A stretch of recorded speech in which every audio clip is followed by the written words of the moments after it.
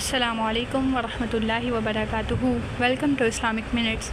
آج کا ہمارا ٹاپک ایک ایسے سوال کے متعلق ہے جو بہت سے نوجوانوں اور بزرگوں کے دل میں آتا ہے اور وہ اس کے بارے میں سوال کرتے ہیں۔ وہ یہ کہ اگر والدین کچھ کہہ رہے ہوں اور امام یا مرشد کوئی اور بات کہہ رہا ہو تو کس کی بات ماننا جائز ہے؟ کیا مرشد کی اطاعت والدین کی نافرمانی کا جواز بن سکتی ہے؟ کیا روحانیت میں آگے بڑھنے کے لیے والدین کو نظر انداز کرنا جائز ہے؟ آج ہم قرآن و حدیث کی روشنی میں اس پر گفتگو کریں گے۔ اللہ تعالیٰ نے والدین کے ساتھ حسن سلوک کو اتنی اہمیت دی ہے کہ اسے اپنی عبادت کے ساتھ ذکر فرمایا۔ اللہ تعالیٰ نے سورہ اسراء میں ارشاد فرمایا، اور تمہارے رب کا حکم ہے کہ صرف اسی کی عبادت کرو اور والدین کے ساتھ حسن سلوک کرو۔ نبی کریم صلی اللہ علیہ وسلم نے ارشاد فرمایا، اللہ کی رضا والد کی رضا میں ہے اور اللہ کا غضب والد کے غضب میں ہے۔ یعنی والدین کی نافرمانی صرف دنیاوی بدتمیزی نہیں بلکہ دینی جرم ہے۔ مرشد اور امام کی اطاعت بھی اہم ہے، لیکن اس کی ایک حد ہے۔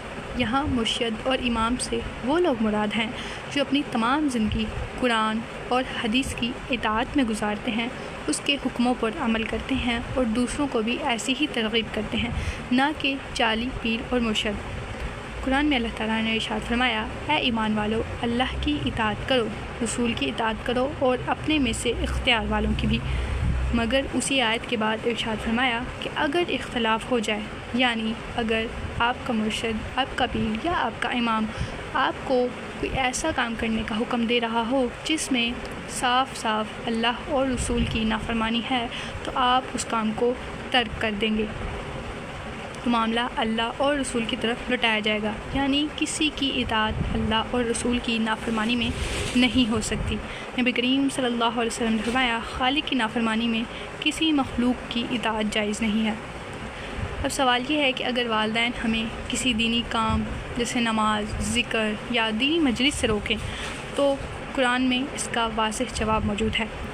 ارشاد فرمایا، اور اگر وہ تجھ پر زور ڈالیں کہ میرے ساتھ کسی کو شریک ٹھہرائے جس کا تجھے علم نہ ہو تو ان کا کہنا نہ مان، لیکن دنیا میں ان کے ساتھ حسن سلوک کرتا رہے۔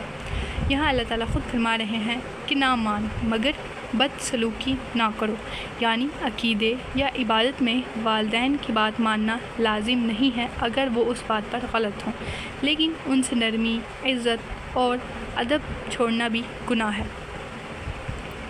ایک امام یا حقیقی مرشد کبھی بھی والدین کی بے ادبی نہیں سکھاتا۔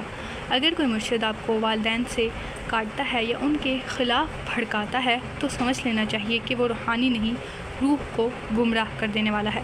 حضرت علی رضی اللہ عنہ کا قول ہے، عقل مند وہ ہے جو ہر بات کو قرآن اور سنت کے ترازو میں تولے۔